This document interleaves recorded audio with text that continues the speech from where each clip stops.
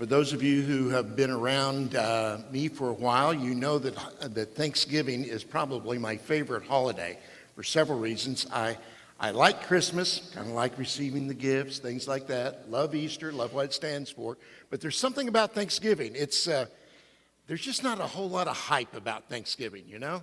I mean, Christmas already covers. I mean, Christmas stuff was being put out before the Halloween stuff was being put out this year, you know, in stores. And so it's kind of fun just to be able to be with your family, you know, and great food. How many of you had a good meal on Thanksgiving? How many of you are still sleeping off that meal on Thanksgiving? Yeah. And you get to have some fun with the family. And this year, even my Cowboys won on Thanksgiving. Yes, it's been happening less and less in recent years, so that was nice to see. But Thanksgiving's all about this whole idea of giving thanks to one another. And it was all started when a bunch of pilgrims and some Indians that they had met came together and provided food for each other and had this big feast. And the result was the day of giving thanks to God, that they'd survived that winter. You know, this whole idea of giving thanks is something that sometimes we have a little problem with. We like to have things that we're grateful for, but sometimes expressing that gratefulness or expressing that thanksgiving is a little tough. The Apostle Paul, in one of his letters to a group of people in Philippi, the church at Philippi, kind of sets the tone of what it would be like if you had a day of thanksgiving, a day of thanksgiving. When he says these words, let's look at this verse from Philippians 2:14. It says, would you read it with me this morning? Okay,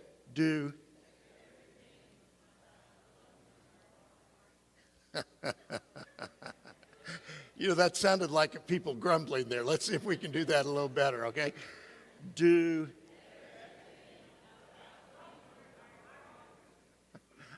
I read that. I've read that for years, but a few weeks ago I read that again and I thought, is he serious? Do what? Do everything? You got to be kidding me. Everything without grumbling or arguing? I was wondering which world Paul was in. Maybe that was the whole idea. But, you know, it kind of gives me some pause. What if we had a day where we didn't do all that grumbling or complaining? I mean, that would be tough to do, right? I mean, anybody up for that? Do everything without grumbling or complaining. What would a day like that would be? I mean, what if tomorrow morning, let's just say tomorrow morning we decide would be no grumble day, all right? Anybody up for that? I can hear you grumbling already. You're going to argue about it. You're going to argue about whether I should do that or not. Do everything without grumbling or complaining. So tomorrow morning when you get up out of bed, no grumbling. First person you look at, do not grumble at them. Tough. Go look in the mirror. Don't grumble. Eventually you'll get that hair into some sort of order, all right? You step on the scale, regardless of what the numbers say after Thanksgiving. You do not what? Do not grumble, all right. And then you go downstairs and, gosh, your Honey Nut Cheerios are gone. And you're going to have to eat Raisin Bran or something like that. Do not what? All right, you're getting the idea. So then you get in the car and it actually starts, so you do not, or however you go to work or however you go to school, you go ride the school bus, you get on the school bus. Well, those very nice other children that are going to school with you who are not complaining at all after the weekend, having to go back to school, and you do not what? No grumbling. What would happen if whenever you booted up your computer tomorrow morning, because this is no grumble day, and it takes more than the 15 or 20 seconds, you know, to boot up, and you're waiting, because right there at your fingertips is all the knowledge of the world. All you have to do is type in the right questions. But it's taking forever, like 30 seconds. Instead of grumbling, you do not what? Grumble. You don't grumble. So what if tomorrow you just have one day where you don't grumble at all? That means when you turn on the TV to watch football games this next weekend, maybe you do it on a Saturday, and you can't find the remote. Where's the remote? Those grandkids, they've stolen it again. So you have to get up out of your couch, walk all the way across the room to the TV, and actually change a channel. Oh, and you do that without what? Yeah, and then you walk back to your chair and you realize it's not on the right channel. So you got to go back over the TV again. And so you sit there and you channel surf by punching the little button on the side. And it's just horrible. But if it's a no grumble day, you do not. You remember some of you remember the days when there was only 3 channels. You remember that? ABC, CBS, NBC, and then there was the educational channel. Nobody watched that, but that was on there. And then Fox came out, and then all of a sudden cable. But in those days, it wasn't so hard to go over and click the channel. Now you've got to go through 245 different channels to figure out what you actually want to watch, and there's nothing on TV to watch. So what do? Grumble. All right, so Paul says, do everything without grumbling or arguing. Man, that's tough. Let's talk about grumbling for a second, all right? What's grumbling all about? It certainly doesn't mean that you don't confront or that you don't admonish somebody else, because that can be done out of love, right? I mean, very often there's injustice and stuff like that needs to get corrected, and you have to do that, and you can do that out of love. Grumbling is quite a different thing. Grumbling's kind of a reflection of a spirit of ingratitude. Grumbling is a way of rationalizing my disobedience to God.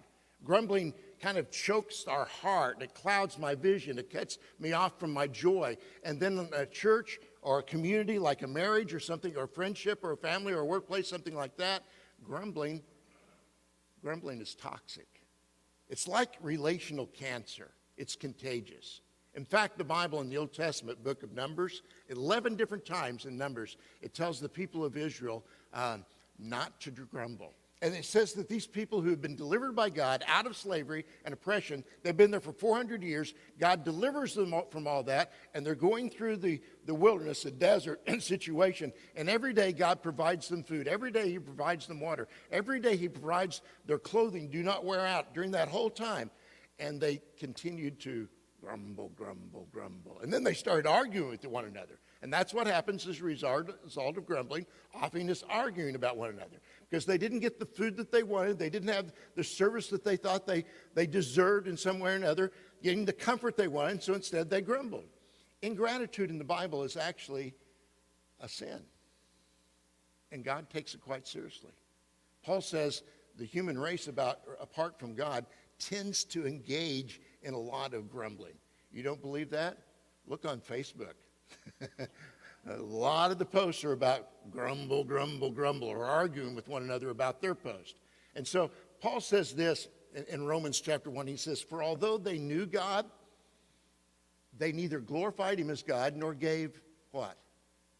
Thanks to him. But their thinking became futile, and their foolish hearts were darkened. One of the processes of not giving thanks, one of the process of ingratitude is that it skews up our thinking. We don't think well. We become focused on entitlement type of issues within our life. And so as a result, by grumbling, by not giving thanks, God says your whole thinking gets screwed up. And Paul gives the same warning about grumbling and ingratitude to another church, not just the Philippian church, but also the church in Corinth. And he kind of ups the ante in some way. He says in 1 Corinthians 10:10, he says this, and do not, what's the word? As some of them did. And would you like to read that with me together? And were killed by the avenging angel. Uh-oh. What would happen if tomorrow, instead of having a no grumble day, we started grumbling, and all of a sudden an angel appeared at our door? Hi, I'm the avenging angel. You think that might clear up our attitude pretty quickly? For some of you maybe, some of you maybe not, who knows there. But the whole idea is that he says, grumbling is toxic. Now, of course, if you want to, you can go through life chronically negative, and you may think, I just won't express it so I don't grumble. That's not what God's talking about. He's talking about an attitude that we cultivate within us. Now, I believe that everyone wants to be thought of as being grateful. Am I correct? But nobody wants to be ungrateful at all. The question is, though, what do you plan to do in order to become a more grateful person? We all struggle with it, right? I mean, it may be hard to admit, but every one of us struggle with grumbling. Every one of us struggle with arguing. Every one of us struggles with ingratitude within our life. We don't like to think that we are that way, but nobody just drifts into being a gracious person. Nobody just drifts into gratitude. We have this problem when it comes to gratitude. We all think, I'll be grateful to the extent that there are things in my life that I can feel grateful about, right? When I have more good things, the more I'll be grateful in my life. And so we think, the more good things I have, I'll just be grateful, grateful, grateful, grateful. And we think that gratefulness is a product of circumstances. If God wants me to be grateful, God should give me more and more and more and more and more things, and then I'd be more and more and more grateful. Amen, right? The only problem with that is, if I always get my wishes gratified and my desires fulfilled, generally I'm not so grateful. How many parents do I have in here this morning? Just a little experiment. Some of you have done this, maybe not on purpose, but you decided, I'll just give my child everything they want. I mean, if they want something for Christmas, expenses no matter, I'm going to go out and I'm going to get them that pony as well as the bicycle and the new Nintendo game and everything else, and I'm going to give it to them. The more you give to your kids, the more you give to your kids, the more you give. Make sure they don't have anything to want at all, nothing, every little desire fulfilled. How does that work in parenting? How does that work in parenting? What do we call a child who gets everything they want but yet grumbles and argues and wants more? What do we call that child? Spoiled. You guys knew that term immediately, didn't you? All right, spoiled like as in rotten fruit and it smells bad, right? And so evidently, if we get everything we want, doesn't necessarily mean we are more grateful. Oftentimes, when all of our needs are satiated and satisfied and things like that, what we look is for is, I need more comfort. I need more comfort. I want to have more comfort. And so the result of that is I feel more and more ungrateful. And so Paul goes on to say and says, do everything without grumbling or arguing so that you may become blameless and pure, children of God. These next words are fabulous. Without fault in a crooked and depraved generation in which, now, if you learn the attitude of being grateful, the attitude of gratitude, you will shine like stars in the universe as you hold the word of life. Now, here's what I get from these verses. Gratitude's not a matter of circumstances. It's not a matter of the great circumstances that I inhabit. It's a matter of the person I am becoming. It's not about the stuff I get. It's about the character that I develop within my life. And Paul goes on to describe how this works. Towards the end of the letter that he writes to the people in Philippi, he says in the last chapter, chapter 4, he says, I rejoice greatly in the Lord that at last you've renewed your concern for me. Now, Paul evidently, because really the whole letter that he writes to people in Philippi is really one big thank you letter. Thank you for your support. Thank you for sending me support during the times I was discouraged and the times I was in prison. Thank you that you were thinking of me and praying for me. And matter of fact, the very first part of the book, he says, in all my remembrance of you, I just thank God because of you. I'm grateful for you. And so he is giving them this large thank you note that Paul turns into a teachable moment. And he doesn't want them to misunderstand where gratitude comes from. And so he says in chapter 4, verse 11, he says this, I'm not saying this that because I'm in need, for I have, what's that next word? Learned. I think I want you just to keep that word learned in your mind, because I believe that gratitude and contentment in our life is a learned response. It's something we have to practice in order to get good at, all right? And so he says, I have learned the secret to be content or grateful, whatever the circumstances. I know what it is to be in need, and I know what it is to have plenty. I have learned the secret of being content in any and every situation, whether well-fed or hungry, whether living in plenty or in want. I can do everything through him who gives me strength. Now that verse 13, it's interesting. Football players for years have quoted that verse. I can do all things through Christ who strengthens me. Tim Tebow was famous for having Philippians 4:13 on his black underneath his eyes when he played college football. Kickers that I've known that have been very good at place kicking field goals, put on the bottom of their tee, put them on the bottom of their shoes. I can do all things through Christ who strengthens me from 55 yards in. Well, that's not what they say, but that's basically, can't seem to hit one over 55 yards. And the real aspect of this is not necessarily that I can play football better. It's because I can learn to be grateful in whatever circumstance I inhabit. And friends, that's where we need Christ's strength more than any other place.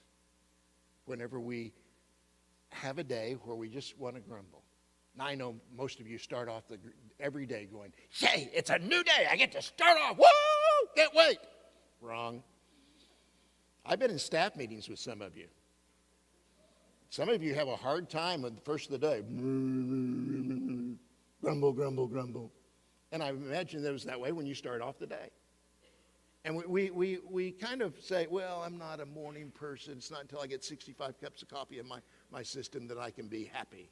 Really? So what's the circumstance there?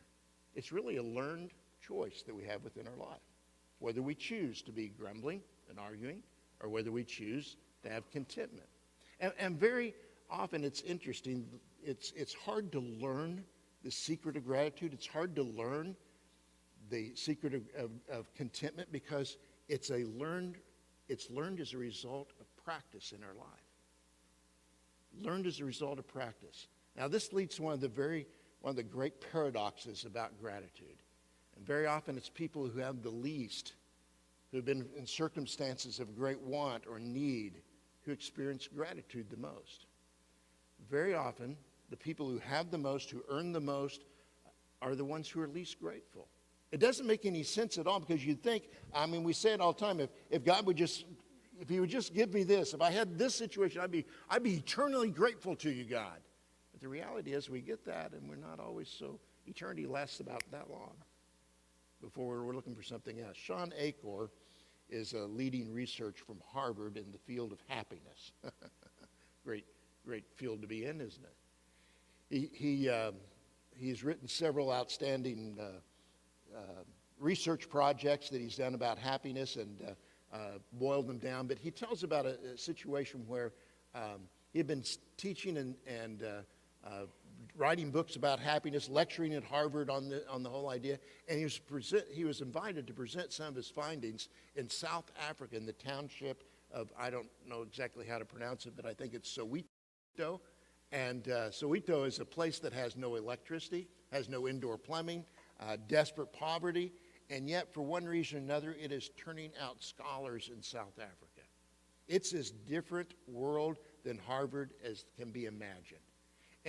So Shawnee St. was scheduled to give a lecture at this university in Soweto, made up of desperately poor people.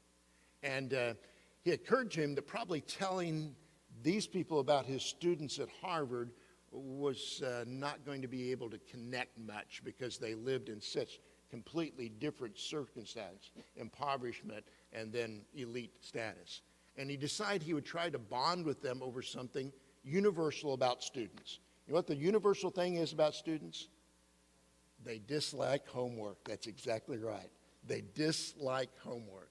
And so he started with kind of a rhetorical question towards these students at Soweto University, and he says, how many of you like to do schoolwork? Raise your hand. And about 95% of the students out there began to raise their hand and wave them and began cheering. Yeah, isn't that cool? I get to do that. Wow, it's wonderful. And Shawnee St. said, are these real people? But they were excited. He realized that Harvard students, the elite of the elite, the best of the best, the brightest of the generation in America, the cream of the crop, given every advantage, every opportunity, and what they experience is a burden and a stressor and a problem is to be handled with a lot of grumbling and arguing about it. Oh, poor me, I have to write these papers. I have to take these tests. I'm in all this pressure. And the other students who had infinitely less do not have enough food, experience it like an incredible gift. I get to learn. I get to study. I get to find out. I get to write papers. I get to be tested on all this stuff to find out whether I really have actually learned. I'm so glad about it. Both groups ask the same question in the same situation. How do you feel about schoolwork? How do you feel about homework? One group grumbles. The other group says, I'm grateful. Hey guys, it's not our situation. One group grumbles. The other says, I'm grateful. It's not your circumstances that determines your gratitude. It's a matter of the person that we're becoming. And it's a learned process. I'd like for just a couple of phrases to run around your heads during the season of Christmas, all right? Just some things running around in your head. One is, I've learned in every circumstance to be content.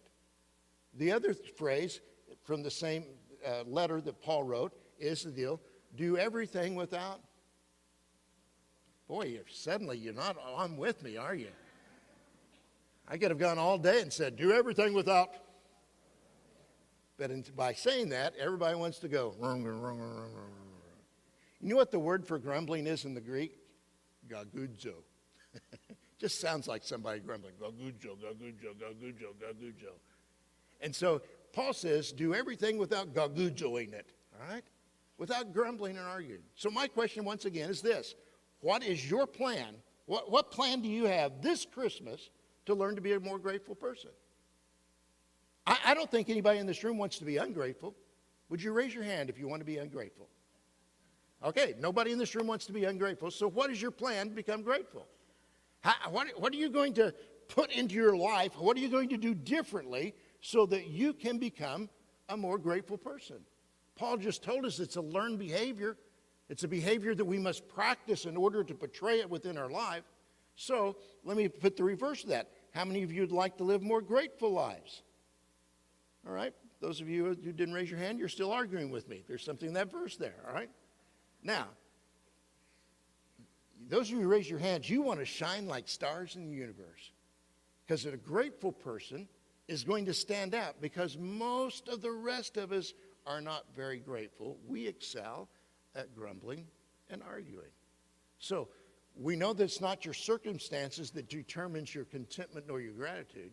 I mean, how can two people set in the same circumstances, same job, same school, same line, same worship service, and one of them is filled with gratitude and the other one grumbles about the whole thing? How can that happen? It's because what some people perceive as a right, other people perceive as a gift. We get to worship. We get to be in line on Black Friday at Walmart. We get to get that 40% off on the Christmas tree.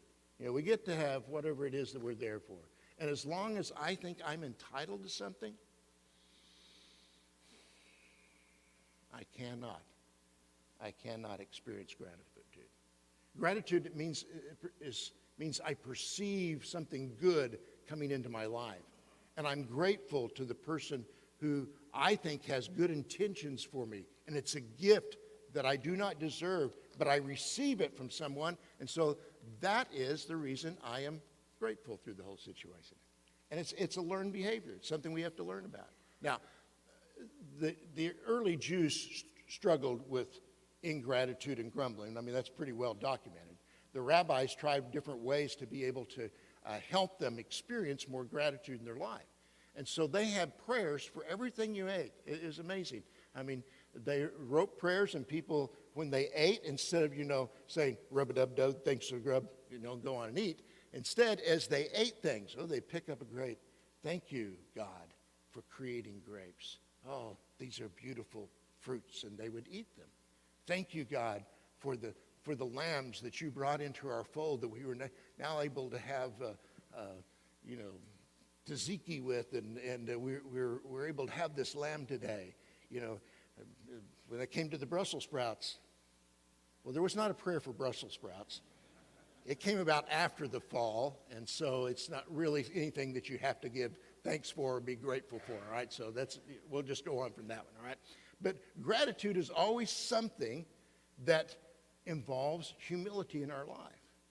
When I'm grateful, I am joyfully in your debt. I recognize that I've received something to which I was not entitled.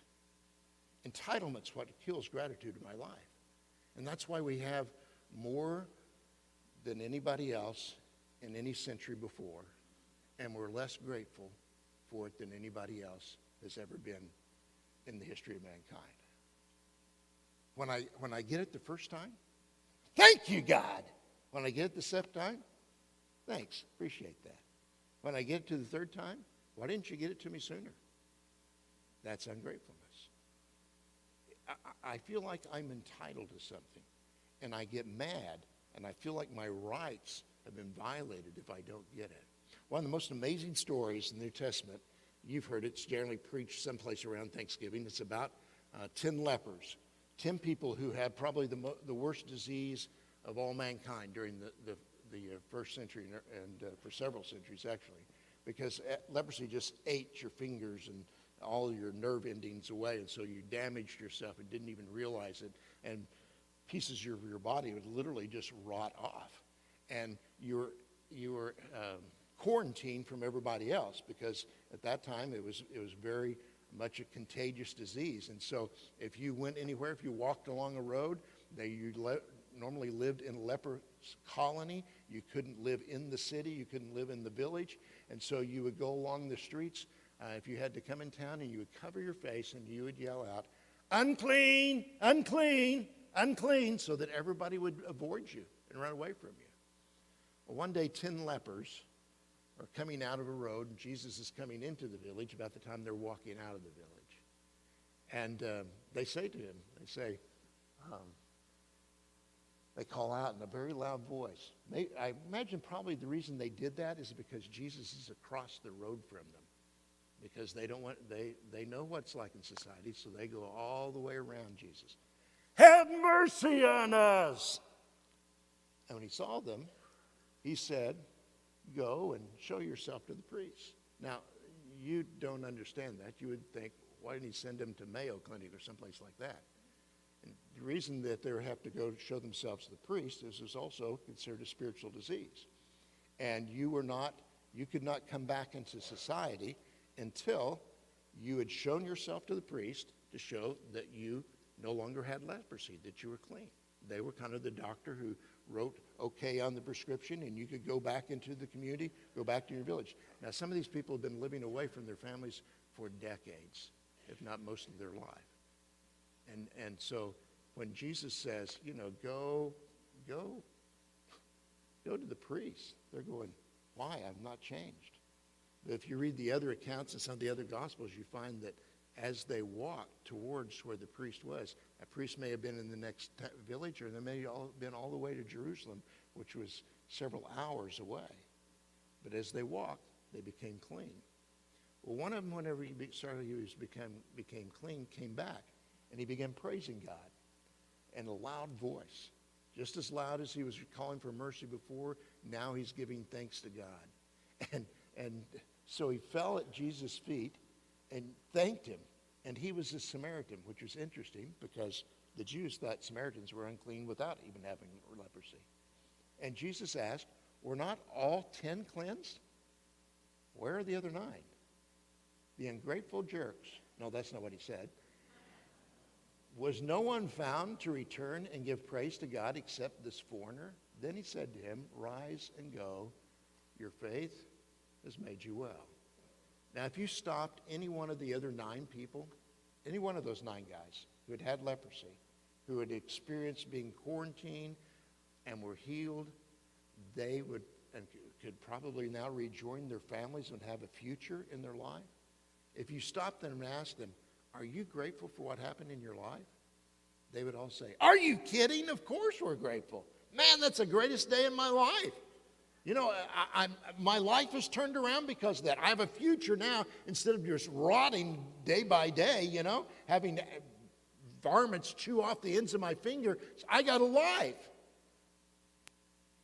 If you had asked them, that's what they had said. But they didn't go back and express their gratitude.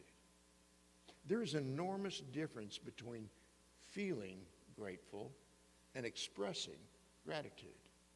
And in your plan to become a more grateful person, one of the things that you need to include in that plan is beginning to express gratitude in your life. And there's several reasons why we don't. But because none of us think we're guilty of ingratitude. Nobody does. I mean, you could ask probably any one of us in the congregation today and say, are you a liar? You'd probably say, yeah, I've lied. Are you a cheater? Yeah, I've cheated. Have you ever stolen? Yes, I have. We all know about that. But nobody, if I say to you, are you an ungrateful wretch? You would say, not me. I feel gratitude all the time. I'm very grateful for what happens within my life. Nobody thinks they're ungrateful.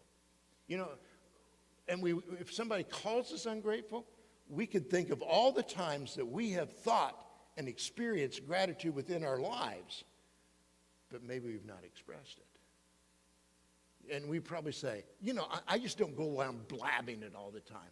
I don't want to get credit for it, but yeah, I feel a lot of gratitude in my life. I'm a very gracious person. And here's the problem. I don't know who said it, but it's a great statement. The problem is that people in your life experience unexpressed gratitude as ingratitude. When we don't express gratitude to other people who have put something within our life, they experience it as ingratitude. And it hurts. It's like rejection. And people around you, especially in marriages, guys, we've just finished a whole series about marriage and the family and talking about conversations that inspire and those sorts of things. But if your spouse or your friend does you a favor, fixes you a meal, runs an errand, or if somebody asks you about it, you'd say, of course I feel grateful.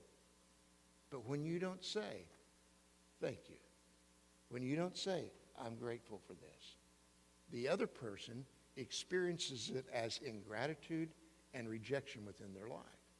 10 guys get healed. 1 comes back. 1, he's a Samaritan. It's not a coincidence for the story. This guy knows, I don't deserve this. The Messiah is a Jew, and I don't deserve this. I mean, the Jews and the Samaritans hated each other. By all rights, Jesus could have just spit in his face or said, lightning, coordinates, boom, you're gone. But he says instead, I'll have mercy on you. And this guy says to Jesus, you healed me as if I was one of your own. I can't keep going on with my life. I have to stop. I can't let another moment go by without saying, thank you, thank you, thank you, thank you. How can I express it? I throw myself at your feet. 10 men are healed. 1 comes back. Now here's the simple question. Who are you going to be like? The 9 or the 1? Your opportunity in order to make a plan to be more grateful is just simply learning to practice being grateful. Practice being thankful. And so if unexpressed gratitude is perceived as ingratitude, maybe what I need most this Thanksgiving and Christmas season is not to pick out a gift, maybe to give, but to give the gift of myself and saying, thank you. I am so grateful for what you do in my life. I'll never forget watching my wife give birth to our children 3 times. And if you've been around Tria a lot, you can ask her after the service. But all of her labors were like years, not hours, but years. Long labor. At least it seemed that way from my viewpoint and also from hers when she went through the labor.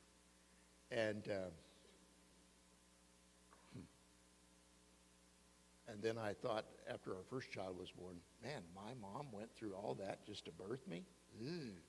I don't think I ever said thank you.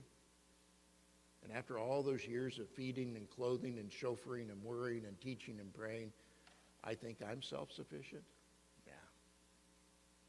When this service is over and we're done and you get in the car, if you're married, guys, this is just for the guys. Ladies, put your fingers in yours. Go. Okay. Guys, I want you just to lean over and touch your wife's arm and say, thank you. Now, I know. All right.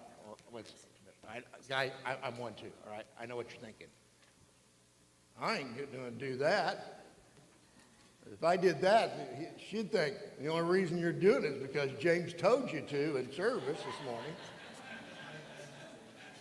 Now, here's what I know you're thinking. You're thinking that, so you're thinking, I'll wait about 3 or 4 days, and then I'll lean over and touch her arm and say, thank you, honey. And she'll think it was my idea. Guess what? She's still going to know the reason you're doing it is because I told you so, okay? So why don't you today, when you get in the car, just lean over, put your arm around her. You may need to put your arm around her because she's likely to fall over when you say that, okay? And just say, hey, thank you. I'm grateful for you. And I guarantee you'll see their eyes light up. It may be light up into this thing. What are you after? And that may be a problem, guys. Just thinking frankly here, okay? But it will be a first step, because guys, we're one of the ones that find it hard to express gratitude. Be a first step in learning to practice gratitude in our life. Who is it this Christmas season? Who is it this Christmas season that you need to say, thank you, I'm grateful? Who is it? Let me share one person that I know you need to say, I'm grateful. I thank you for, I would have no life without you. And that's to God. See, all through the Old Testament, one of the problems they got into, the Jews, was thinking, God, you owe me this. You owe me this. And they grumbled and they complained. And God sent an avenging angel. Now, fortunately, God is not doing that in these days. He may discipline in his other ways. But I think one of the people that we need most to say, God, I'm just thankful, God. Thank you for giving me life. Thank you for what you've put into my life, the people you put into my life. Thank you, God, that I can have freedom and break the bonds of slavery in my life because of your power. Thank you.